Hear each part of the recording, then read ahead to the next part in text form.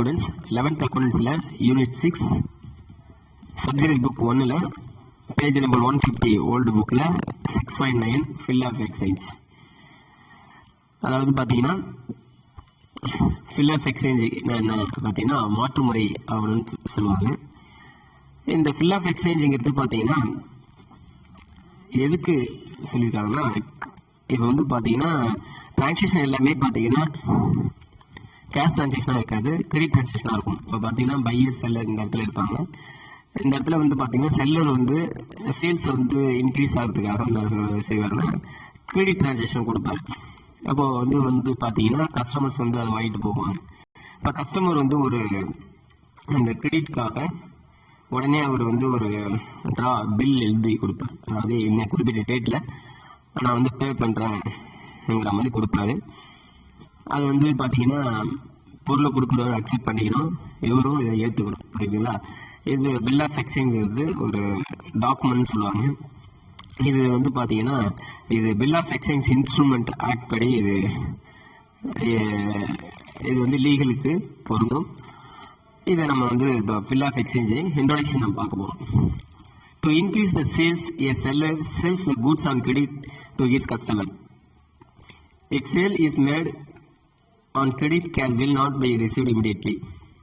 The seller may draw a bill on the customer for the amount due from him.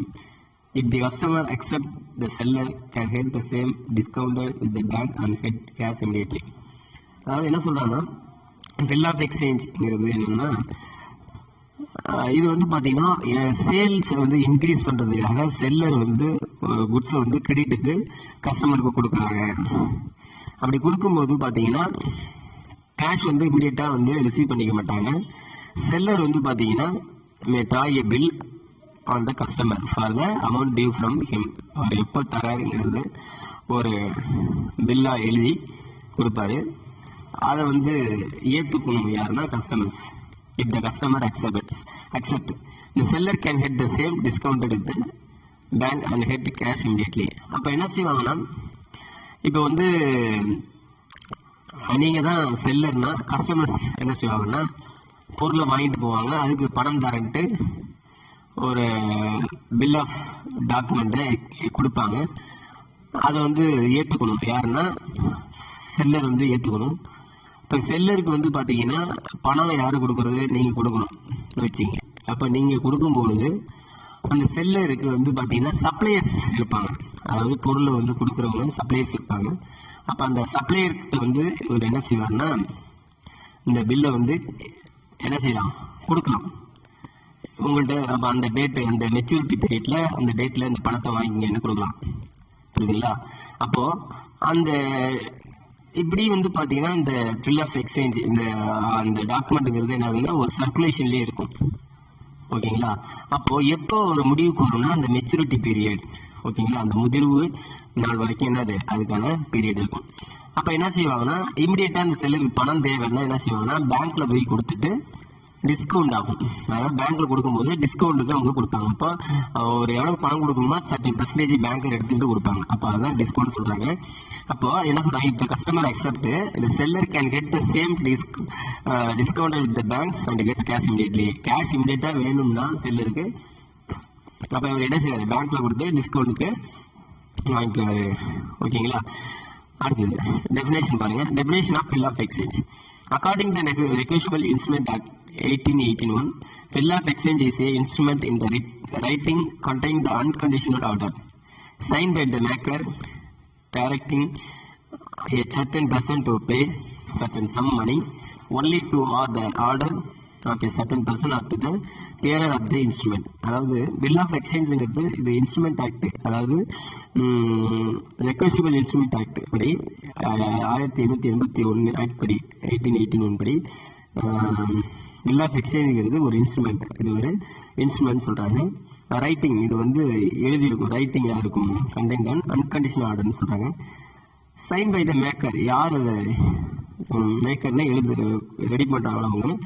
Directly certain person to the pay, அதாவது ஒரு குறிப்பிட்ட நபர் வந்து பணம் கொடுக்கறதா certain sum of money only to order to the order certain person or to the bearer of the instrument. இந்த இன்ஸ்ட்ருமெண்ட்ல என்ன சொல்லியிருப்பாங்கன்னா ஒரு குறிப்பிட்ட தொகையை தருவதாக ஒப்புக்கொண்ட ஒரு அக்ரிமெண்ட், ஒரு இன்ஸ்ட்ருமெண்ட் தான் என்னன்னா பில் ஆஃப் எக்ஸ்சேஞ்ச் பேரு.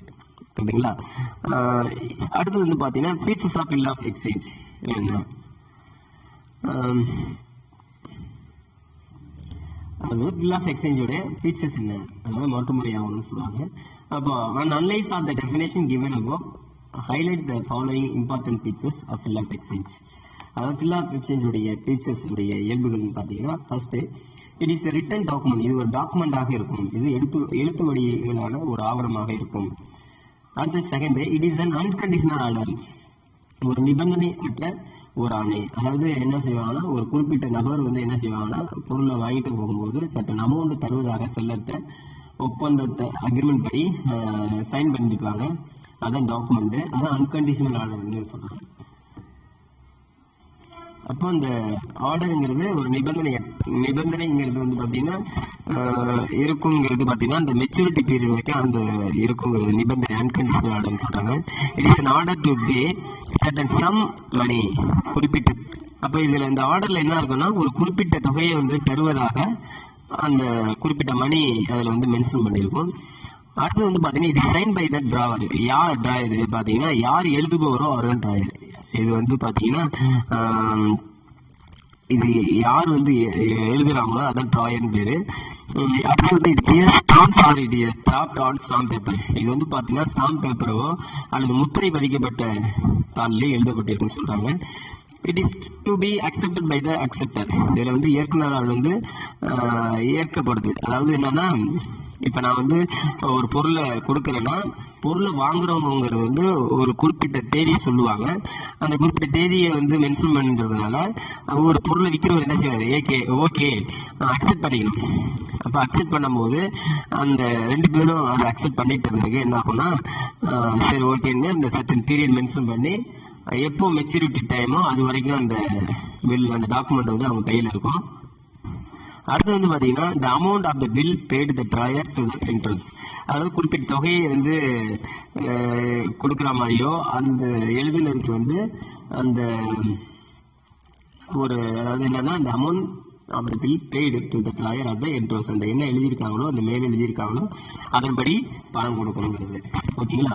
அடுத்து வந்து பாத்தீங்கன்னா specimen of bill of exchange, அதாவது இந்த பில் ஆஃப் எக்ஸ்சேஞ்ச் மாற்றுமுறை ஆவணம்ங்கிறாங்களே அந்த டாக்குமெண்ட், அது ஒன்றும் இல்லை.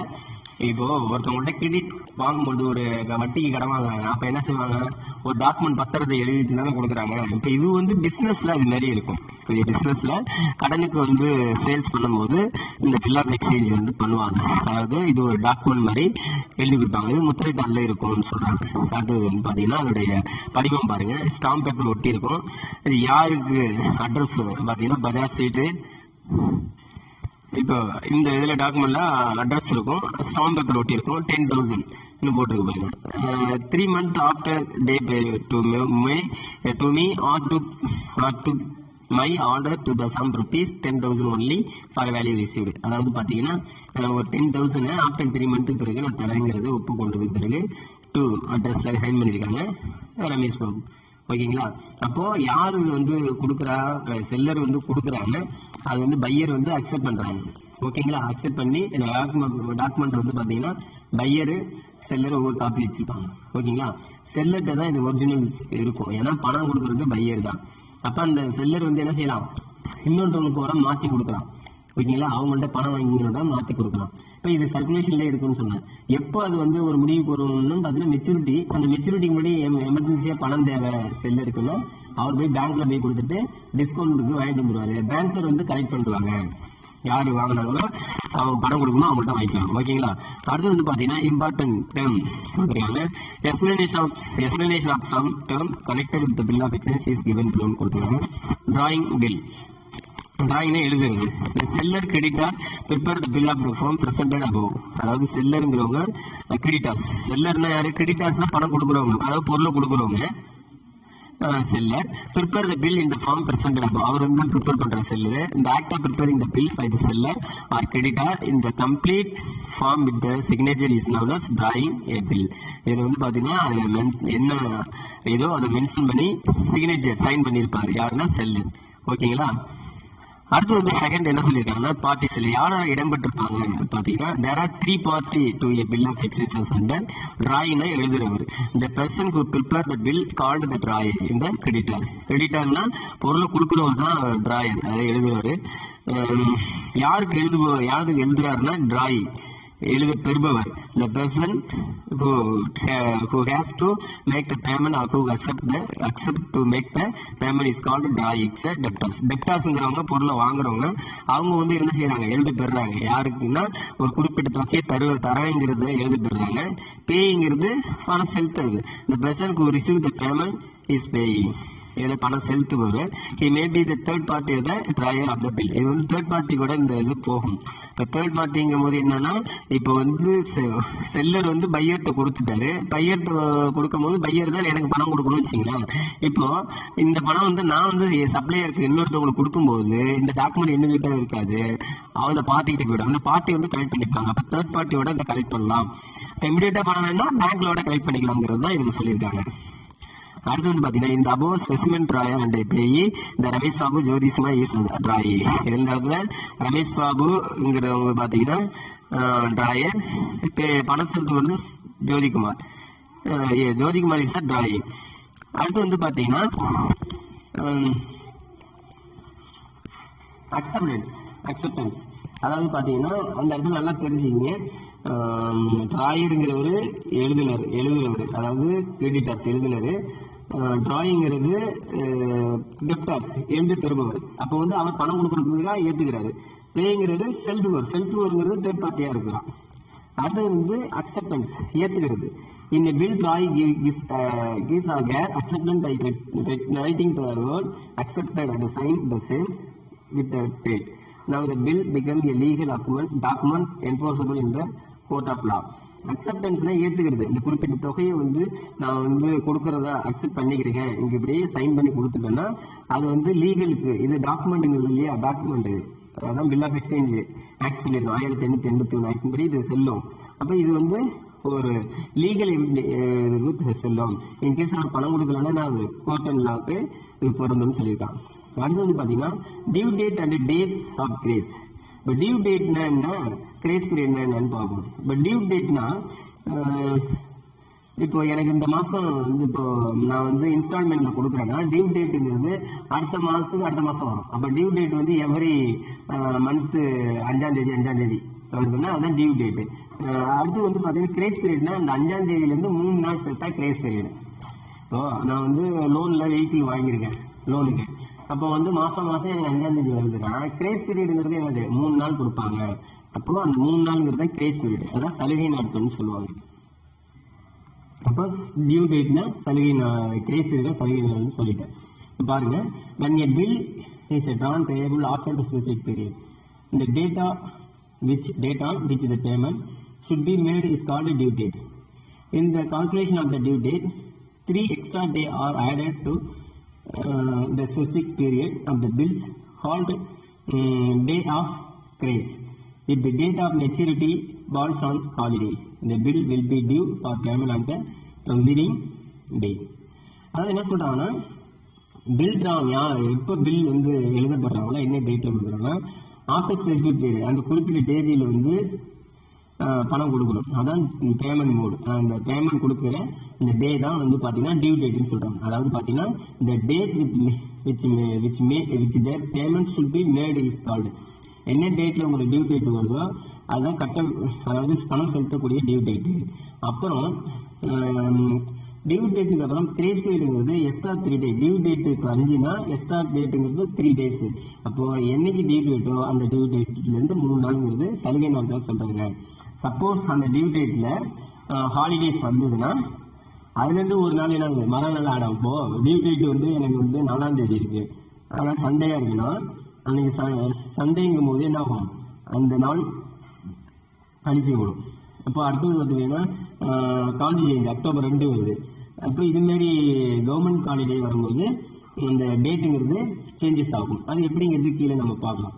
எக்ஸாம்பிள் கொடுத்துருக்காங்க, date of bill, period of bill, days grace, due டேட்னு கொடுத்துருக்காங்க. அப்போ என்ன சொல்லியிருக்காங்கன்னா, இப்போ பாருங்க, இந்த எக்ஸாம்பிள் சம் வந்து நம்ம நெக்ஸ்ட்